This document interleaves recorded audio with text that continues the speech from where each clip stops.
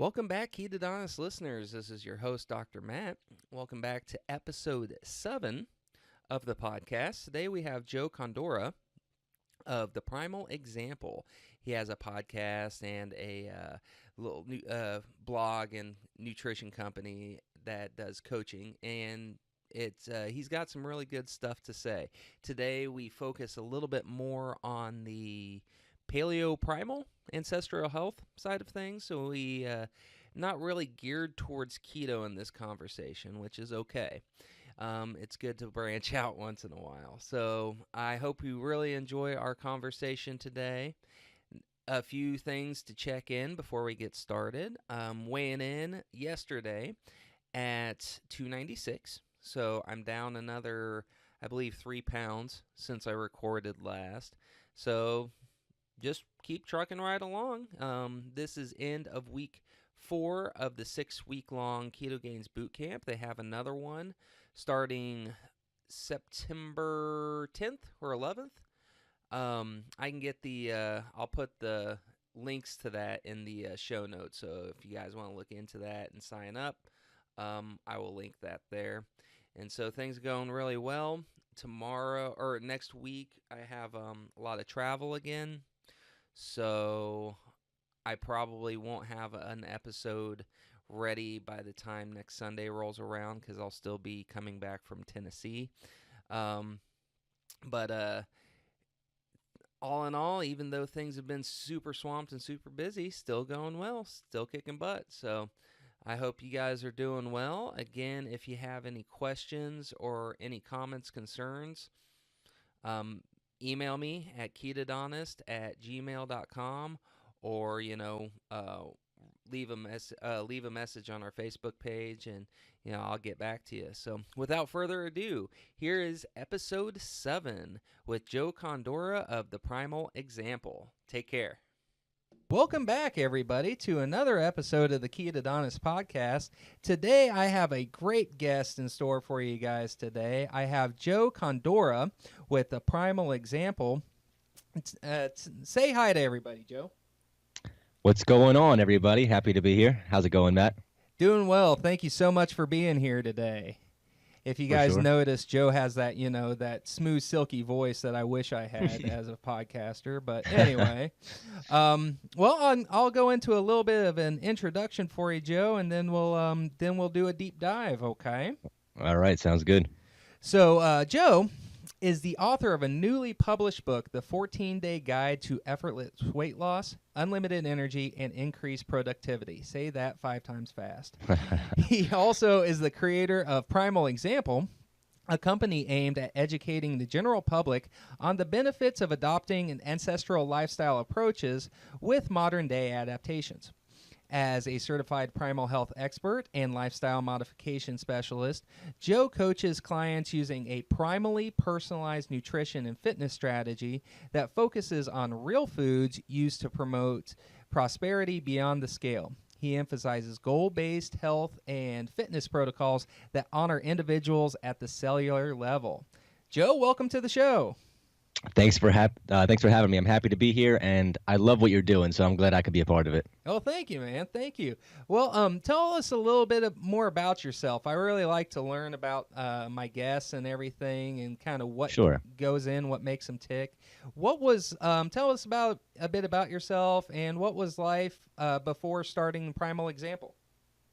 Sure. So I guess I'll start with the education. I originally went to college for psychology, and I got my associates in that. And then I ended up switching my major to nutrition, where I went to Montclair State University. And I received my nutrition degree from there. And I mean, as you know, though, Matt, the nutritional science in college is a little bit flawed. So, but I did need to gain some sort of credential, right, in order for people to trust that I know what I'm talking about. Right. Because there's so many health experts on the internet that you have to find a way to really separate yourself from them. So that was my goal, and that was really the only reason I decided to get a nutrition degree. But, even though I was learning this outdated health information in college, I still made sure to keep learning outside of school. Right. So whether that's reading books, listening to podcasts, or just, reading studies on PubMed, things like that. Mm-hmm. It was a super interesting experience because I was able to see both sides of the health equation simultaneously. So, Mm-hmm. I'm seeing what, mainstream media is saying while I'm also learning this paleo primal keto stuff. Right. And, that really gave me an interesting perspective on health that I feel like I can relate to a lot of people with because I know both sides. So Mm-hmm. I can already kind of, pick apart what people are thinking as I'm telling them. So that was my education. And then as for Primal Example, I kind of break my life up into three separate parts. Mm-hmm. Part one is growing up. Part two is before Primal. And part three is Primal, which is right now. So Gotcha. for the growing up part, I was always, super athletic, best athlete in town, being scouted. I was going to go pro, all that Mm-hmm. kind of stuff that everybody thinks growing up. Yeah. And that kind of got me into a little bit of trouble, though, because it came too easily to me. Everything Okay. came too easy Never that I had took to it for have the granted. struggle, or Yeah, so I took it for granted. I never practiced like I should. And, but nonetheless, that portion of my life, I was athletic. I was slightly overweight, but still athletic. yeah. And then next part two, before Primal, that's when I lost my health. And it was around sophomore year of high school, I would say, that, my lack of training, my lack of practice finally caught up to me. Mm-hmm. I was no longer the best kid on the team. I was no longer getting scouted. I started to question myself, right? Right. And all the people who I was better than in sports got better than me. Mm-hmm. And that was a tough pill to swallow. Gotcha. It was a big ego check. And I didn't deal with it well at all. So I kind of fell into a little bit of depression throughout high school. I gained a ton of weight, and I completely lost who I was. And eventually, I found myself. I got healthy. I lost 80 pounds, and I started Primal Example. Nice. So, I mean, if you want to talk about how I found myself, we can certainly do that. But those are the three parts of my life that I split it up as. I would love to. I would love to touch base on that a little bit. I think this whole one thing that's really missing with our culture now is we've lost that kind of stoic philosophy, that know thyself principle, and it's not really till we find ourselves that we can really make the changes and improvements that we want to make. So let's go into that here in just a sec.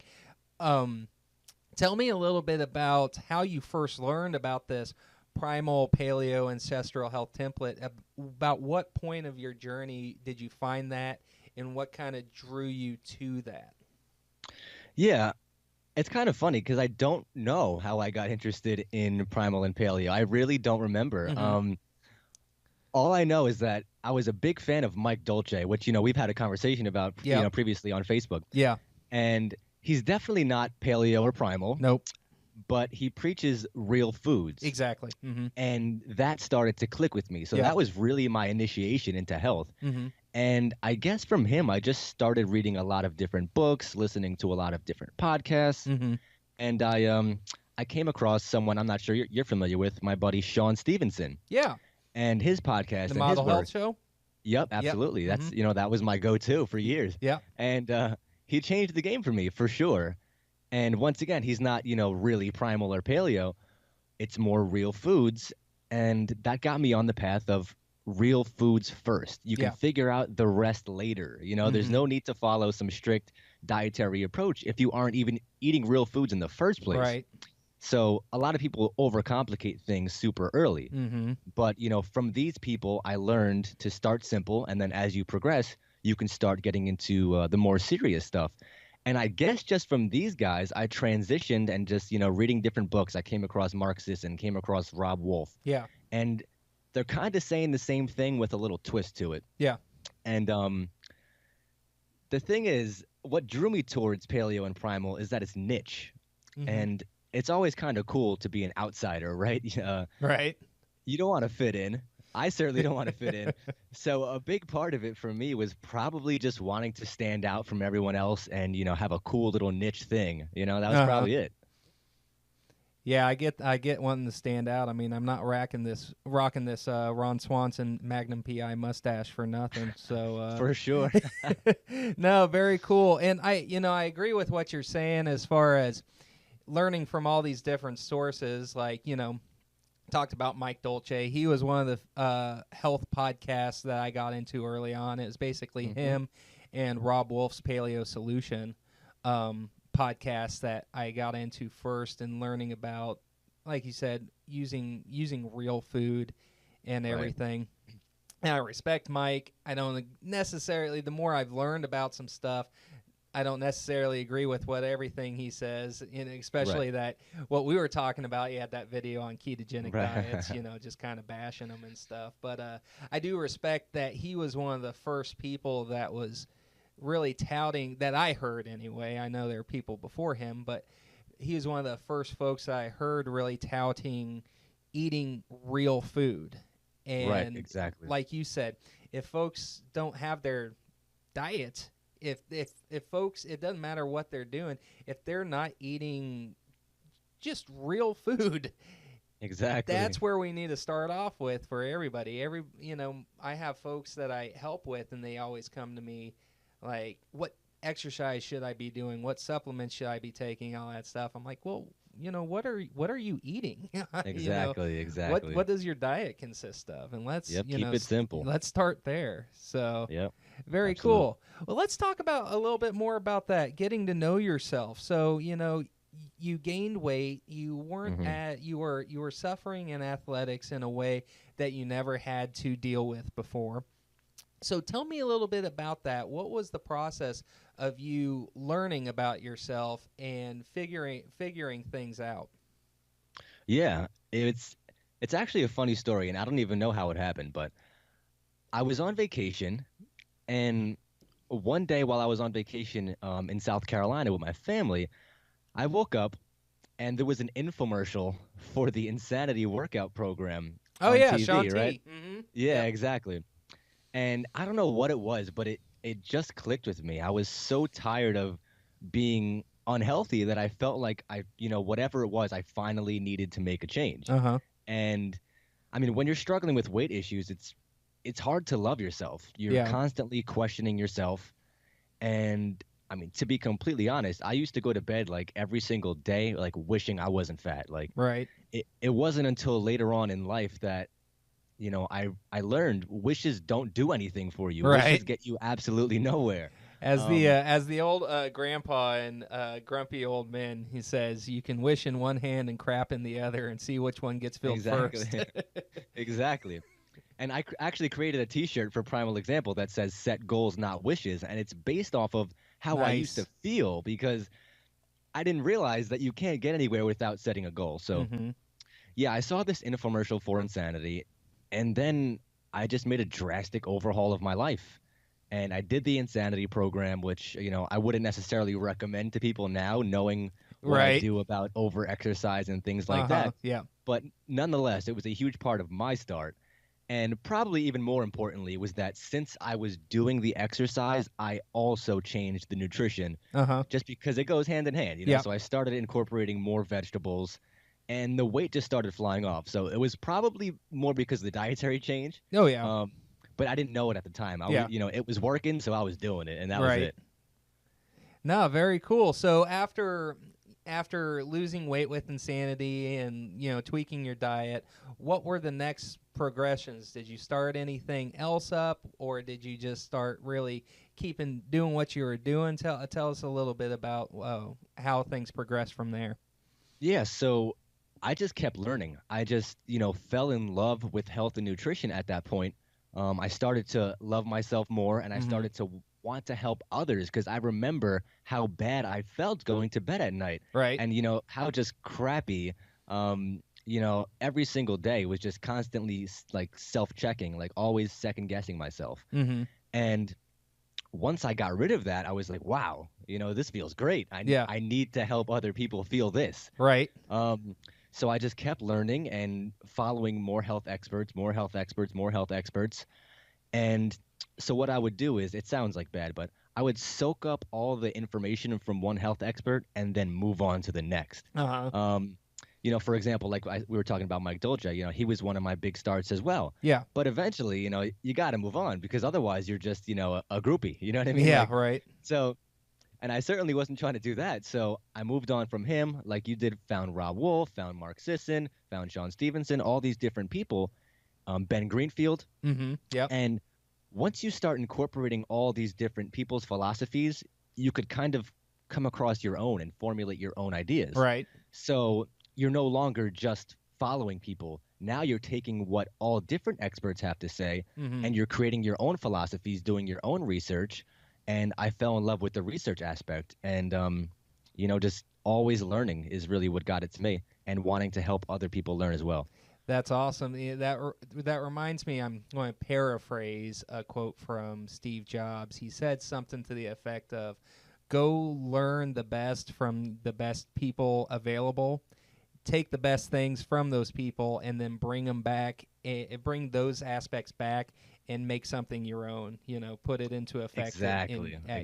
in your hometown. And so you got to learn it from the people before you, because you know what I mean? Like there is no original ideas anymore. Right. You have to learn from the people before you and then just twist it in your own way and relate it to your target audience. That's it. Yeah, and that adopting that philosophy is what led me to starting this podcast, because I was just thinking to myself, do we really need another podcast? There's so many podcasts out there, so many great ones already, that I'm just like, do I really need to start another? But at the same time, the more I thought about it, and the more that I saw how much work we still have, when we us paleo folks or low carb or keto folks, whatever, we like to join up together and we kind of get into this echo chamber. And when we step out of that echo chamber and see how the vast majority of the public are living and what type of dietary and health advice that is still being touted in the mainstream, I realized we still have a lot of work to go. And the more voices that we have and the more ways that we can deliver this message that's going to click with more and more people, the better. You know what I mean? Exactly. Yeah, the more voices, we're all different. So the way you communicate is different than the way I communicate. Exactly. Which is different than the way Rob Wolf communicates. So you never know who's going to click with what you're saying. Right. You know what I mean? Like before I listened to Sean Stevenson's podcast, I never heard of the guy. You know what I mean? Yep. But now he has the biggest health podcast in the world, or one of them. Yep. And just based off his communication strategy, you know what I mean? He's just very relatable. Yep. So, you never know who's going to find you relatable and whose life you're going to change, honestly. Exactly. Yeah, that's beautiful. So, when with going through your nutrition courses and everything like that, you came across the Primal Health coach at that time. Is still the Primal Health expert, I think, is when I went through it as well. They've reformatted a little bit since we started, but how'd you learn about that? What made you want to become a certified Primal Health expert and health coach? Yeah. I don't really remember how I learned about it, but I do know that I was just in search of more credentials and more learning. So it was really just about adding another credential to gain more credibility. Yep. But also going back to that niche. So it was a credential that was niche that would make people ask why. Like, oh, what is that? Primal? Right. Like, what does that mean? Because it's popular in our own little world, but in the real world, Primal is still nothing. You know what I mean? It means absolutely nothing. So it was about creating something that would make people ask questions. And to be honest, I was never really a huge Mark Sisson fan. He wasn't someone that really connected with me. Yeah. So it wasn't just because I was like a fan or anything like that. I love his work. Super smart guy. I respect him infinitely, but there just wasn't that connection there. So to be completely honest, it was just to add a niche credential. Gotcha. And also, I was still in college at that time, so they had like a huge like student discount. So I was like, it's now or never. You know what I mean? It was like half off. So I'm going all in. Sweet. That was it. Sweet. So this all culminated and led to your company, the Primal Example. Tell me and my listeners a little bit more about the Primal Example, what it is, what do you guys do? Sure. So at Primal Example, what we do is we try to merge ancestral health with modern living. Mm-hmm. So we take primal approaches and we try to make them more applicable to the average person because health can be super elitist. Yeah. Amber, who's my business partner in Primal Example, and we wanted to create a company that's relatable to the younger population.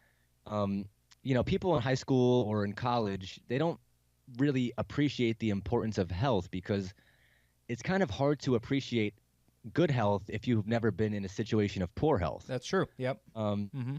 So what we did is we created this company, and we wanted to make learning about health fun and cool. So, we chose a target population, which was the younger population. And, like we were saying, there's a ton of health experts out there. We're not saying anything that's new or groundbreaking or that these experts aren't saying. Right. But what we're doing is we're saying it in a different way. So we're Mm-hmm. saying the same thing in a different way, and we hope that it reaches our target audience, which is the younger population, and it's cool and fun to listen to. Gotcha. So do you guys, when getting the message out there, you have a podcast by the same name, Yep. and we'll talk about that here in just a second. Are you doing, what all are you doing? You have your book out, which we'll go into. You have your Right. podcast. Are you doing any group coaching, individual coaching? Tell us a little bit about that. Yeah, so we do accept coaching on our website, so it's primalexample.com/coaching. But to keep it completely honest with you, I really don't like to take on new clients because I do work with a couple people that I feel I need to dedicate my full attention to. Mm-hmm. For example, I'm not going to mention any names, but I work with a rapper who, really wanted to upgrade his performance. Mm-hmm. So I really want to dedicate my full attention to that because I feel like if I dilute my client base, that no one will get the attention that they deserve. Yeah. And everyone deserves 100% of their health coach's attention. Mm-hmm. So if I can't dedicate that to them, I'm not going to pretend that I can. You know what I mean? Right. So, I try to keep it super small, my client base, Mm-hmm. but give them my full attention because, I still have a real job. You know what I'm saying? Like I'm not making millions. You know what I'm saying? Yeah. No, I totally get you. This podcast with me is more of a glorified, passionate hobby. I'm a dentist, through the week. That's how I pay my bills. I coach folks. That's usually just kind of less than a handful of people at a time. And so, yeah, I totally get you. This is about keeping it small, and so folks get the proper attention that they deserve. For sure. Exactly. Yeah, so very cool. Well, you also have a podcast by the Yep. same name, Primal Example Podcast. Tell my listeners a little bit more about that. How'd you get started with that? What made you want to start a podcast? And how's it been? Because you guys are, 40 episodes released now? Yeah, So 40 tell us a little episodes bit in. about that journey. Yeah. So once again, man, I was on vacation in South Carolina, and man, I feel like a lot of good things happen in South Carolina. But so a couple years later, I was on vacation in South Carolina, and always learning, like I said, always trying to progress. Mm-hmm. And I just thought about it, like there wasn't anyone who was speaking my language out there. You know what I mean? Like, Mm-hmm. like I said, there's great podcasts. Guys like Chris Kresser, who's a huge figure in our field. Mm-hmm. I would listen to his podcast and I would think, wow, I don't like this. This isn't like, I want to turn it off. Like, it's great information. Tons of information, but man, it's so dense, and it's kind of like listening to a narration of a textbook. Yeah, I could just read an audio. I mean, I could listen to an audiobook. You know what I mean?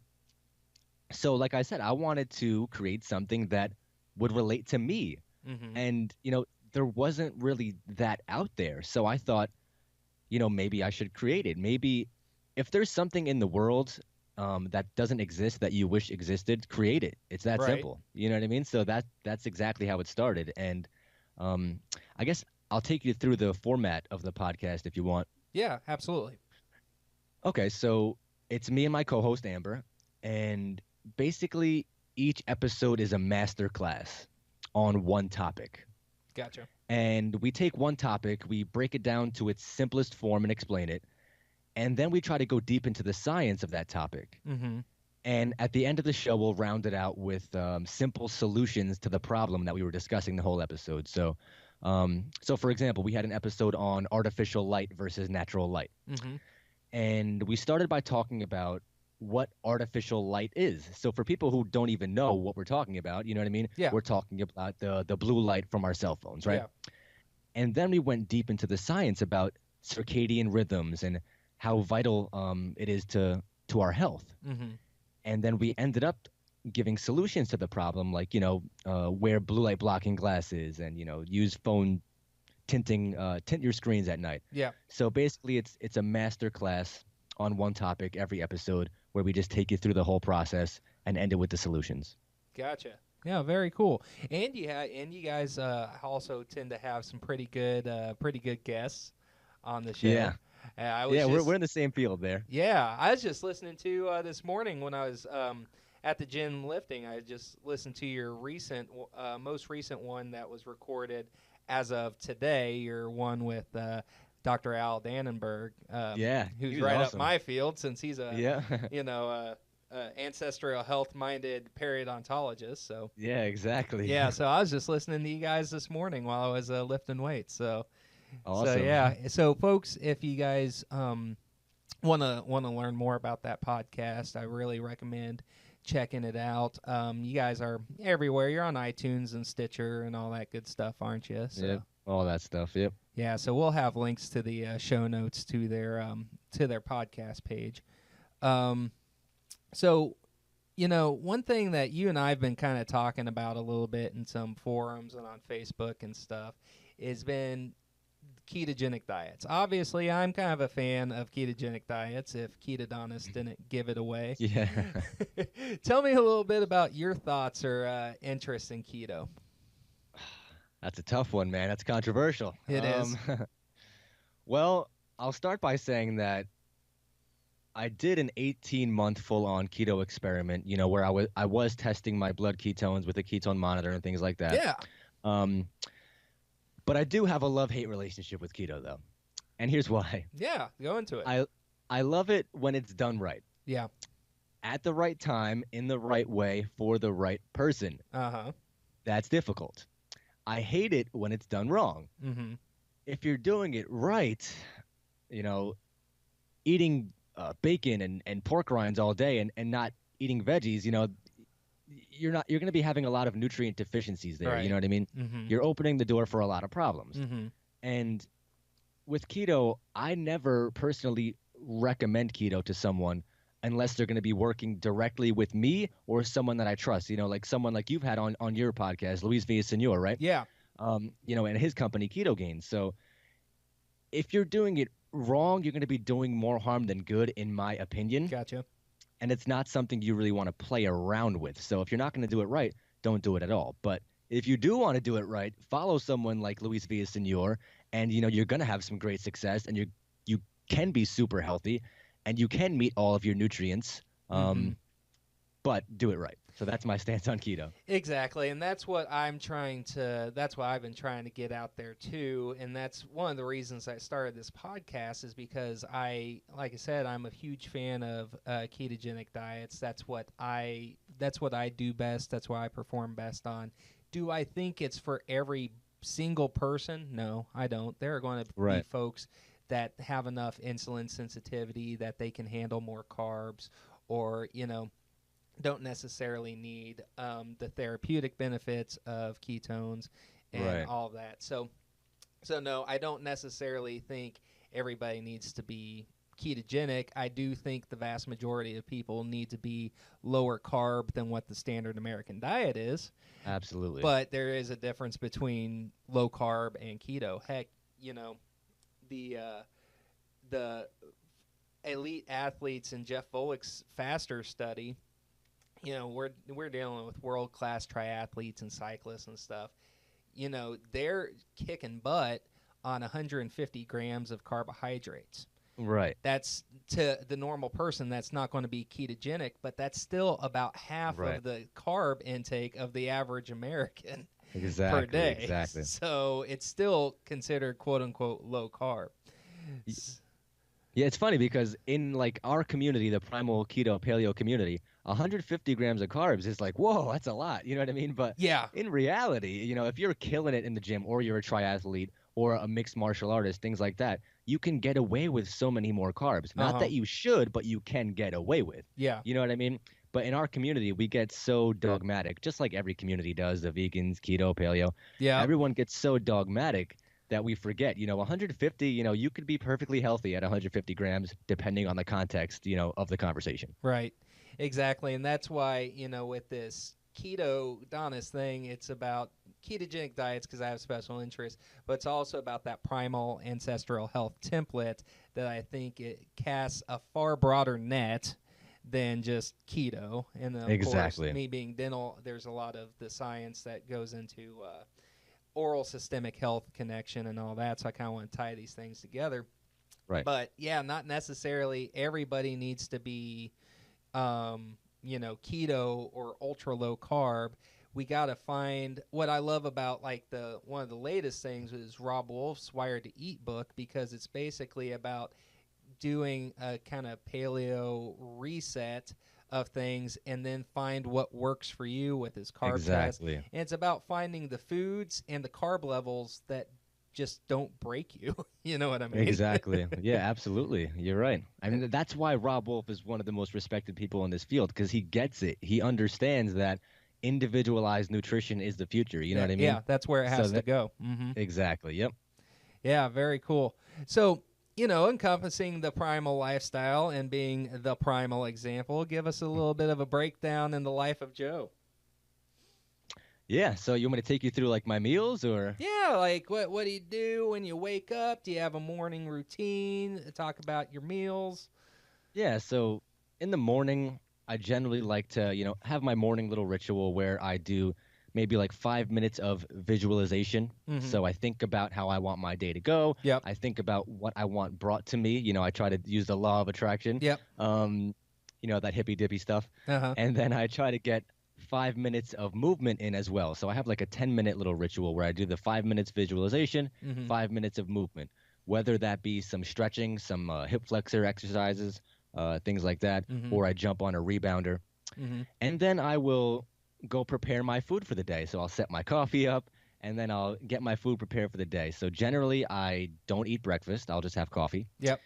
And then for my lunch, I will do a ginormous salad with some fish on it, some protein. And then dinner is where I really loosen it up. So for dinner, I'll have, a much bigger piece of meat, whether that be, like 3 chicken burgers or something like that. Yep. With a giant portion of greens, broccoli, Brussels sprouts, spinach, whatever that may be. And it sounds boring, and it kind of is, but I shared something yesterday actually on Facebook about the beauty of simplicity. You know what I mean? But people like to overcomplicate everything. But for me, I like the simple. Like, don't throw any monkey wrenches at me. You know what I mean? I'm not going to catch them. They're going to hit me in the head. So I like to keep it simple. And then at night, I like to do a little bit of reading before bed, and I wear my blue light blocking glasses that I talked about a little bit earlier. And I'll spray some magnesium on my body to help with the sleep. Yep. And I don't like to take magnesium supplements because they can be a little bit rough on your digestive system, and so I like to do the spray. So I'll spray some magnesium and rub it on myself, and then that's it. Go to bed. Cool. So as far as exercise goes, well, I mean, I saw your little video. You had a good little video of a quick kettlebell circuit that you can do at home. Yeah.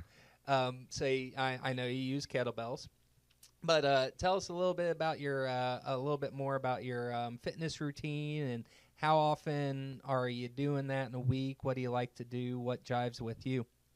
Yeah, sure. So every day I get some form of exercise. Now, I would say about 3 times a week I'll go to the actual gym, and I'll lift heavy. So I'll do squats or deadlifts or overhead presses, things like that. But I'm not like super routine with it, like whatever I feel like that day, because it doesn't really matter. I don't have a set goal in terms of fitness. So it's like I'm just going to get the hormonal benefits, you know what I mean? The hormetic stressor. So basically go there, do a set of 5x5 deadlifts, Yep. a couple ancillary moves, some pull downs, some things like that. Mm-hmm. And then I get out of there in about 40 minutes. And at home, I do easy stuff. I do kettlebell circuits, I do rebounding, I do stretching, Mm-hmm. some steel mace work, things like that. Random functional movements that, once again, not structured. Just get some movement in a weird way and hope my body adapts. Right. And when doing a non-structured way, as long as if you have certain goals, like if you're wanting to do a fitness competition or you're wanting to win in your age bracket in a race, obviously you have to structure things towards that. But when you're going for general health, a unstructured way of doing it, like Joe is talking about, can be like a form of play. Would you agree with Right. that? Yeah, absolutely. You know what? I tell people all the time, it's like lifting weights is so weird and not natural. Like, when is something gonna fall on you perfectly proportioned on Right. a bar? Like, Uh-huh. that doesn't happen. Like, bench presses don't exist in real life. You know what I Right. mean? So, like, what is the need to do it unless, I mean, if that's your goal and you're doing it for competition or for aesthetics, cool, no problem. Mm-hmm. But just don't think you're doing yourself any favors in the real world. You know what I mean? Right. I try to have real world functional strength. So that's why I do the weird kettlebells, the steel maces, and just the deadlifts, random stuff. Yeah. Because your body needs to be able to adapt on the fly at any moment. You never know what's going to happen. Mm-hmm. So it needs to be able to do everything. So that's my goal. Right. Very cool. So, as we get more into this ancestral health movement, and I'm really hoping to really do a deep dive, start going to more meetings like the Ancestral Health Symposium and Yeah. all that stuff. It seems like they have some really good folks with that. What area or aspect of this ancestral health movement do you find the most exciting? Like newest research or whatever new lights that's being shown. What's Yeah. exciting you the most? Well, gut bacteria is a big one. That's and how that affects each person individually Right. and their needs. Mm-hmm. Also, it seems that the ancestral health movement is becoming less dogmatic, which I really like. Yeah. So Rob Wolf, Mark Sisson, they seem to be like loosening their stance just a little bit Yeah. on things like the beans, the Yeah. grains. Legumes. Yep. Yeah. So just tailoring it to the individual biology of the person and realizing that everybody's different and they have different needs. So Yep. that's super important. But I understand that generalizations are a great starting place. You know what I mean? Right. But at some point, you have to adapt your health to your personal biology and your personal goals. So I guess the fact that the movement is starting to become less dogmatic, I think it's going to be really good, and I'm super excited to be a part of this transition. I don't want to become like the vegans, man. I don't want that. You know what I mean? I want to. We're not even going to touch that. Every day I get on Facebook and there's 5 posts in different forums that I follow asking, what are your thoughts on what the health? And I'm just like, oh, man. Nonstop. We're just not going to get into that. So anyway, and vegans, if you're listening, I love you. Just exactly keep it to yourself, Exactly. I don't go bang on your door. Leave us alone too. Exactly. So anyway, because to get on a little tangent here, if veganism helps convert somebody to whole foods and getting rid of the processed crap, I'm for it to an extent. Exactly. It needs to be very well structured, and you're going to have to do some digging and to get your complete, proteins and all that stuff. But if it gets folks off of potato chips and Coca-Cola, I'm for it. That's a step in the right direction. So exactly, like I said, any dogmatic approach is a good starting place. But eventually, we got to move on. You know what I mean? Right. Exactly. So when you're starting out with a coaching client, tell me a little bit more about what's your process. Do you have a template that you just start, shotgun blast, kabam, or do you have kind of a process? First, we're going to take a look at this. Once we get that honed in, we look at this. Kind of tell me your process when you're starting to coach someone. Sure. So obviously we address their needs first. What can I help you with? What would you like me to help you with? Is it weight loss? well, that's the most common one. So Yep. let's take that for example. We will address, their goals. So let's set a specific goal. How much do you want to lose, and by what time? Once we do that, then we figure out things like, their body fat percentage, what foods they like, Mm-hmm. all that stuff, their exercise patterns, Mm-hmm. and then we try to figure out how we can make it enjoyable for them. Yep. So we'll figure out a macronutrient profile that's going to suit their goals, Mm-hmm. and that's probably, I would say, the most important part of what we do. The macronutrients.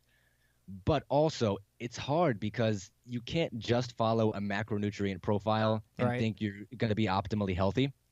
So that's where we come in really with the meal plan. So we'll give someone a meal plan that fits their macros while also fitting, hopefully, all of their micronutrient needs, and Mm-hmm. so we'll track this. I'll run it through Super Tracker, which is a government-based, nutrient website. Mm-hmm.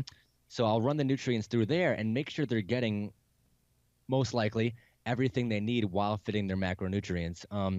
So if I'm working remotely with somebody, it's not the easiest thing to do to Right. assure success, obviously, because you're relying on their measuring their food and things like that. Yeah. But what we do is give them the macronutrient profile, give them suggested meals. Mm-hmm. We send our clients like a free copy of our ebook, Mm-hmm. so they have some sort of recipes to follow and things like that. Yeah. And then we follow up once a week with Skype consultations just to make sure they're staying on the right track, they're staying Mm-hmm. accountable if they have any questions, and then we just take it from there and we adjust. Yeah, right on. And so it sounds like, nutrition is kind of that first pillar that you guys really Oh, for tackle. sure. Oh yeah, we don't even get into the exercise. We keep it super simple. Go for a walk, maybe do some Tabatas, and that's about it. Yeah. Yeah, very cool. And I think that's where we've got to start is nutrition.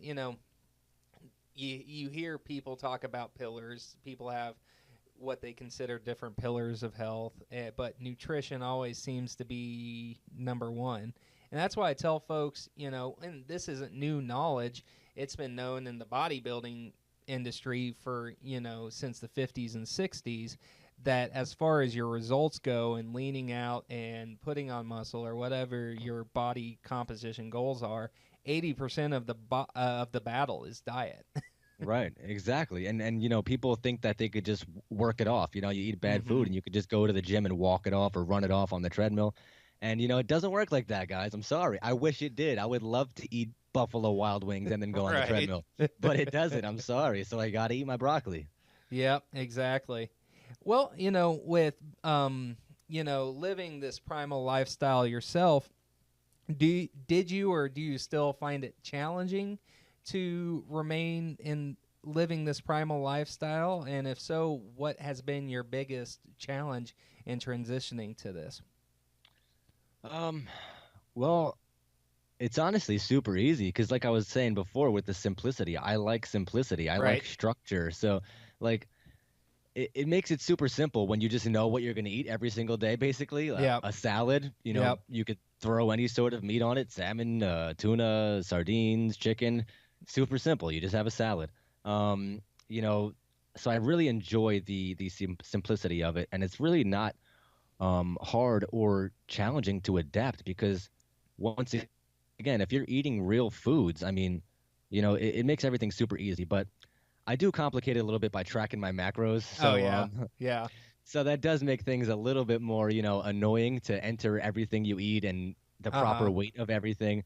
But I also enjoy structure, so that's also good. It helps keep you on track because if you're not paying attention, if you're not tracking your macros, it's so easy to just It is. overeat. Like if you Yeah. have a handful of nuts, you're like, "Oh wow, that was 250 calories right there." Right. And not that calories are everything, but they do matter. Yeah. A lot of times in our community, we went from where calories were everything to where calories are nothing. No, Yeah. it's somewhere in the middle. They matter. You know what I mean? Exactly. You have this spectrum that kind of annoys me in a way, and I'm sorry to offend anybody listening to this, but it is my opinion that on one end of the spectrum we have the folks calories matter. You can eat the Twinkie diet, and as long as your calories are in effect, that's all that matters. And then you have the other effect, the side of the spectrum that is very much hormones are only the ones that matter, are the only things that matter. You get your food profile right, and to supplement Right. your hormones, it doesn't matter if you're eating 5,000 calories of fat a day, as long as your hormones are getting right. And it's like, well, there's probably, just like everything, the truth is probably somewhere in the middle. Yeah, exactly. We do need to eat to get our endocrine system, our hormones in check, but we also need to be mindful of the amount of calories that we're putting in our body. I don't think, definitely starting out, that everybody has to obsessively track every little morsel of food, but to have a general idea of what you're putting into your body. And some folks do need that structure of really tracking things. Yeah, Some for folks sure. can be a little bit more lax, and it's completely up to the individual. But yeah, it's just that whole calories versus hormones. It's just like anything else. The truth is probably somewhere in the middle. Exactly. It doesn't have to be versus. It can be combined. So, Exactly. like at Primal Example, we have the 5 pillars of healthy weight loss, which is like something we put together for our clients to follow, Mm-hmm. and it's 1 through 5 in the exact order. So Mm-hmm. it's one is to eat real food. Yep. If you're not eating real food, what are you doing? You can eat Mm-hmm. Quest bars all day, hit your macros, but it doesn't matter. You're not going to be healthy. Yeah. So number one is to eat real food. Number two is to embrace animal protein. Mm-hmm. So you want to make sure you're getting sufficient protein. Otherwise, you might lose weight, but your body's not going to look good. Mm-hmm. And people think they want to lose weight, but they don't. They want to lose fat. They want their body to look good naked. Yeah. It's just that simple. So you Yeah. don't want to lose weight. I could chop my hand off and lose 10 pounds, but Yeah. you know what I mean? Right. That's not the weight I want to lose. So 1, eat real food. 2, embrace animal protein. 3 is to not fear fat. It's not that fat's the enemy, but also, you don't want to have 300 grams of fat. You know what I mean? You Yeah. don't want to have 100 Mm-hmm. grams of fat per day if you're trying to lose fat. So, Yeah. and then 4 is to nurture your hormones, because once again, it comes after all of those. Nurture your hormones is 4, because you can change one part of the equation. And this is what I mean. You want to burn more calories than you eat, right? If you want to lose weight. Right. But you can change the amount of calories you burn by making sure your hormones are optimal. Exactly. So that's where the hormones come in. Yep. So, yeah, maybe you can eat 3,000 calories and lose weight, but that's because you're finally fixing your hormones, and, you're returning to a state of homeostasis. You're getting healthier. Mm-hmm. And then 5 is to hit your macros and micros. That's last. After all of those things, you want to make sure you're hitting your macronutrient profile while also getting those micronutrients in. But you need to do all 5 if you want to be completely healthy and lose Right. weight the right way. Right.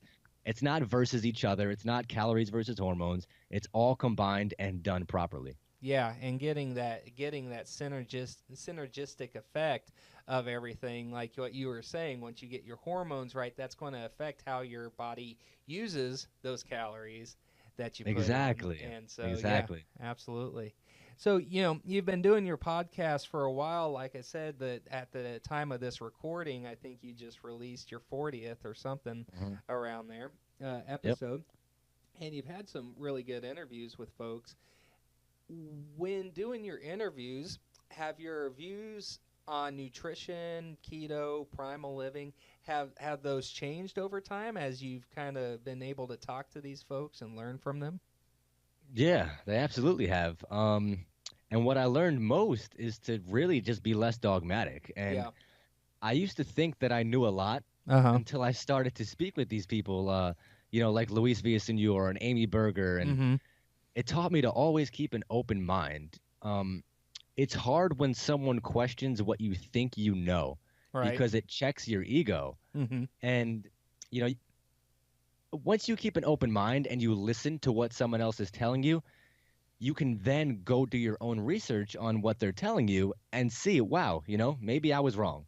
Yeah. But if you're automatically closed off to it, you're never going to grow as a person. So, Mm-hmm. guys like, Luis Villasenor has taught me so much, because I used to be, and I guess still am in some ways, the high fat, fat bomb type Okay. ketogenic guy, right? Yeah. Which I think can be beneficial for some people. Right. But the point is, it's not for everyone all the time. You know what I Uh-huh. mean? So things like that, I really learned a lot from my guests. And if you don't learn a lot, if you stay the same throughout your whole life, there's a problem. Right. You have to change. You know what I Yep. mean?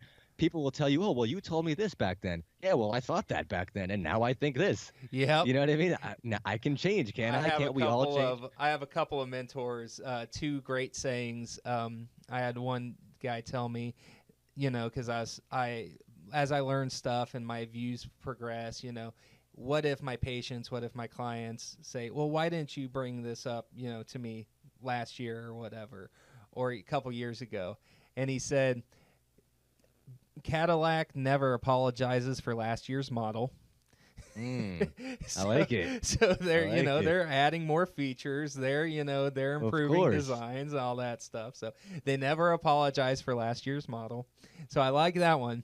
Yeah. And then another one was told to me by a professor that I took a class in Chicago with. He ended his course with,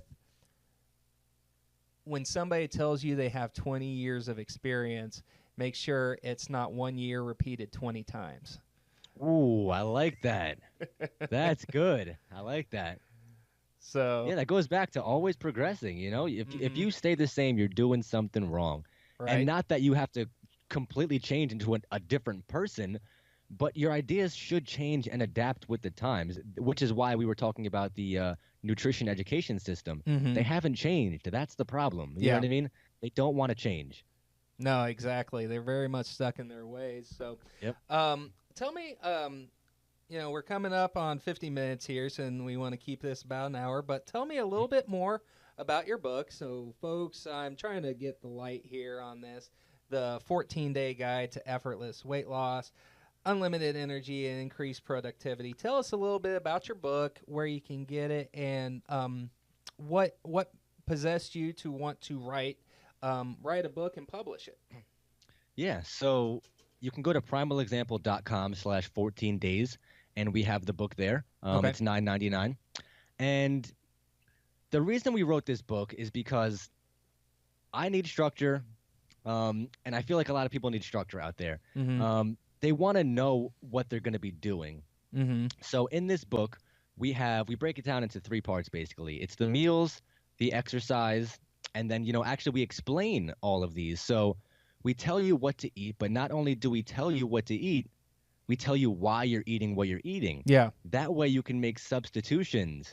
Mm-hmm. Because a lot of approaches don't give substitutions in terms of food. So it's like if you don't like chicken burgers, or you're tired of chicken burgers, what do? Oh, you're screwed. Then you give up and you fall off the wagon. Right. So and then we have the exercise, which is really super simple. Tabata exercises and walking. That's it. And we also explain why you're doing that. Mm-hmm. We also, of course, have the recipes for each of those meals. And then we have an approved list. So these are all the foods and drinks that you're allowed to consume. I say allowed, which sounds bad, but you should be consuming throughout these 14 days. And that way you can make any substitutions you want. So we wrote this book really to provide someone with structure, but not overload them with material. Because, we do have a full-length book that we're going to release, but this is a super simple 14-day guide that's just going to get you on the right track and set you up for healthy eating patterns forever. Yeah, and that's what I really like about it is for folks wanting to just really jump in and get their feet wet with this. It's an excellent starting point for folks. It's not going to bog them down with all of the science, and you list resources that if they are interested in learning more and getting deeper into that, they can go do. But for folks wanting the quick hits, wanting the greatest hits compilation of how to get started with this stuff, it's meant to be easily digestible and easily actionable. Exactly. I mean, if you want the science, just listen to the podcast. It's that simple. It's free. You don't have to pay for the science. Right. You know what I mean? Mm-hmm. So all I wanted to do was just create this book as a super, super simple guide that you could easily follow, and it's enjoyable. You can eat the foods you love, because who doesn't love bacon? You know what I mean? Yeah. Who doesn't love tacos? Things like that. Mm-hmm. So I just wanted to keep it super, super simple for this one. That's awesome. Well, good luck. I hope it's going great for you guys. And for the listeners who want to check that book out or his podcast, I'll be linking those into the show notes, so you can go check that out there. So, Joe, to finish up with, is for people who want to learn more about what you guys are doing over at Primal Example, what's the best way for folks to learn more about you, connect with you if they want to connect with you? Tell me a little bit about that. Sure. So you can always just go to primalexample.com. That's where you could find links to everything, our blog posts, our podcast, all that stuff. But also like us on Facebook at Primal Example, because that's where we're really most active in the social media realm. Mm-hmm. We do some live Q&As and stuff like that, and then we take questions from listeners on Facebook, and we answer them on the podcast. So yeah, follow us on Facebook at Primal Example, and of course, check out the 14-day guide at primalexample.com/14days. Awesome. Thank you very much. Well, listeners, thank you so much for being here today. Thank you, Joe, for being on with me today. Thank you for having me. It was an absolute pleasure. We got to do this again. So thank you so much for being here on another episode of the Ketodontist Podcast. If you like what you heard today, please subscribe to us, leave us a review. We're on iTunes, Stitcher, Google Play, all the big names. So please let us know if you have any feedback, if you have any guests you'd like to get on, because we're still early in this podcast. We're still trying to get the message out there. So thank you very much for tuning in today. Until I see you again, take care.